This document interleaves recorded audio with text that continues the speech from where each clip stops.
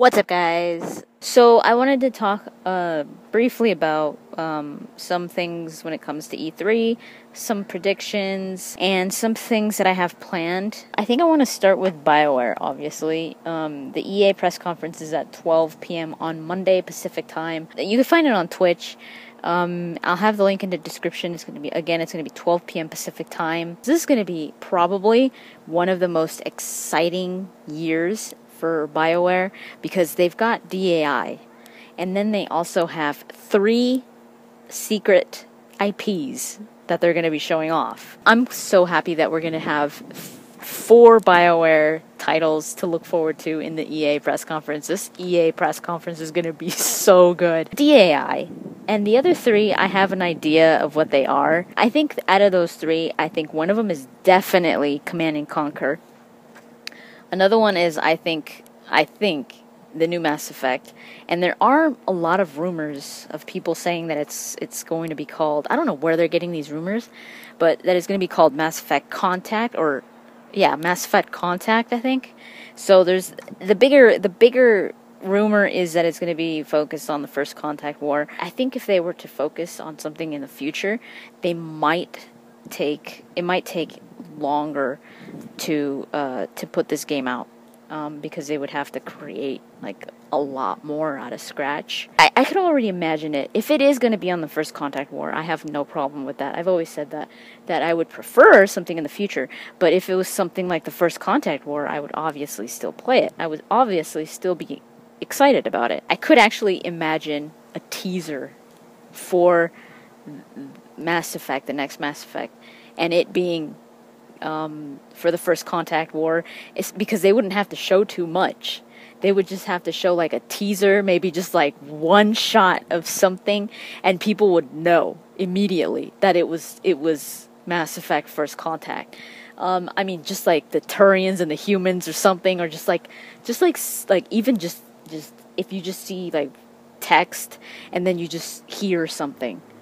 Like, oh, what is that, or something like that, like, because it's the First Contact with aliens, and the aliens with humans, so I could see that. I could actually really imagine that, so I think Mass Effect is one of those, which is extremely exciting. I think they're going to work on publicizing Dragon Age Inquisition, but they're just like, putting out there the next Mass Effect in the EA press conference.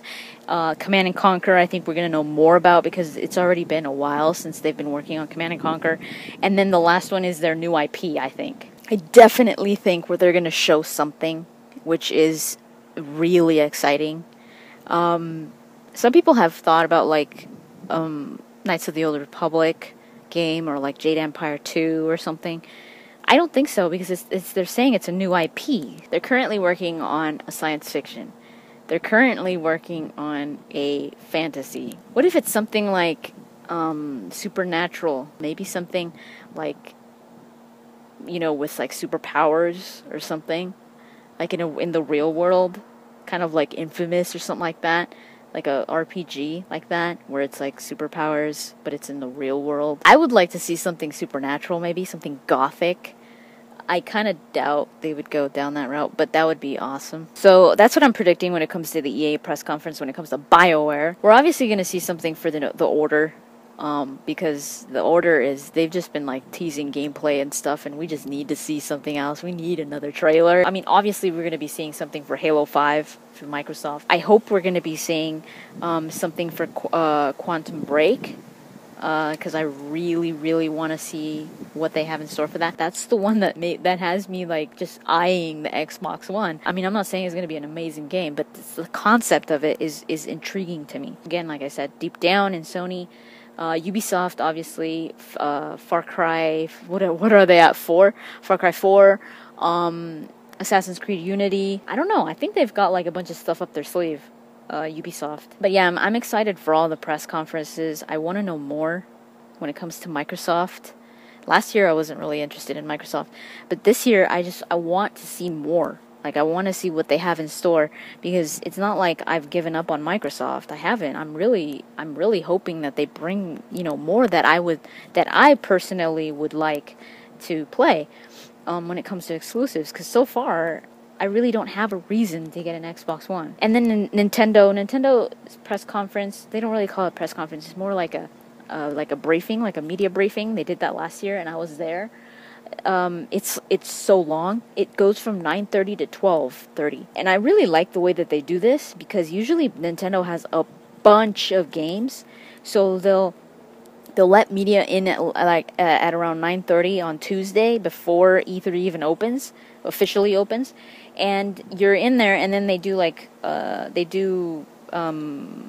start talking about the games that they're going to be releasing, and then they just give you hands-on time the whole time. Like, they're just there playing all the games. I think it's a really cool way to do it, because they talk about the games, and then you actually try them out, and the devs are there for if you have any questions about it. I wasn't able to get into Nintendo this year. I am going to try to walk around and get some footage of the booth. A lot of people always underestimate Nintendo, and they end up bringing some good games. I mean, they need to start bringing some new IPs, but even then, I mean, Nintendo is loved by gamers all around, of all ages. We pretty much grew up with Nintendo, so a lot of the games that they bring back, even though they're not new IPs, like Zelda, Mario, Metroid. There's rumors of a Metroid game. There, Mega Man, Star Fox. There's rumors of Star Fox. How awesome would it be if I think I would have to get a Wii U if they did this. If they announced a Star Fox game and it wasn't just space battles, and you were just actually controlling Star Fox with like a team.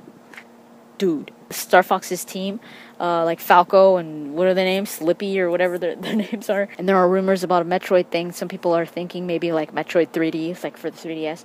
But I don't know about Metroid working on the 3DS. I mean, obviously it would, but I would like to see something for the Wii U instead, because I think they could do more with Metroid on the Wii U. And then there's the whole, what was it, Smash Brothers?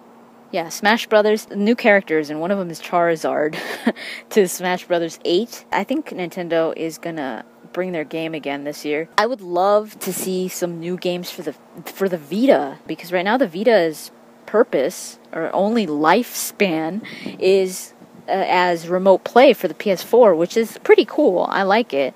But, I mean, they need to start making some games exclusively for the PS Vita, because that system is not bad. And it needs that right now, I think. The 3DS is going strong. A lot of people think that the 3DS is like dying out. No way. The 3DS is a great handheld system. I love the 3DS. I mean, they do release titles that have been released in the past, like Zelda Ocarina of Time, that kind of thing, where they're repeat releases or like remasters or whatever. But dude, even that, I love Zelda Ocarina of Time. How could you even find something negative to say about that? I'm sure you guys have heard, a lot of you have been telling me that you're like, oh my god, Harvest Moon, there's a new Harvest Moon game coming out. I was hoping to hear something for the Wii U, because I want Harvest Moon to go back to consoles. It's been years since they were on consoles, so it's just been handhelds. I'm still excited. It's called Lost Valley or Hidden Valley, something like that. I already knew about this game for, I think, since before February, because it was out in Japan already. In Japan, it's got a different name, a different translation. They were calling it like a link between two worlds or something like that, connection between two worlds. I've even seen like gameplay from Japan, and I've seen the characters and stuff. I have an appointment with Natsume, so you guys will know more about Harvest Moon and anything else they have in store. I have an appointment with CD Projekt Red, so you will see more when it comes to The Witcher 3. So a lot of people want to know more about Cyberpunk 2077. I do too, but I kind of doubt that they're going to be focusing on that game. They're already in a really small room. It sounds like they're going to be in the same area as they were last year. It's literally a really small room. It's not even like a booth like out in the like South Hall, West Hall, the big areas. No, it's like a little meeting room.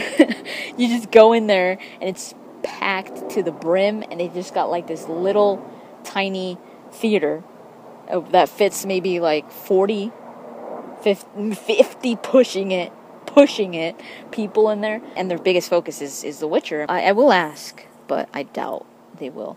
Next year, most likely next year, Cyberpunk 2077. I want to see if I could get something with Konami. I do have a lot of other stuff that I'm not telling you about because I want it to be secret, and a lot of stuff is confidential because they told me in emails don't say anything about this or whatever. I want to try to get something with Capcom, depending on what happens with Microsoft as well.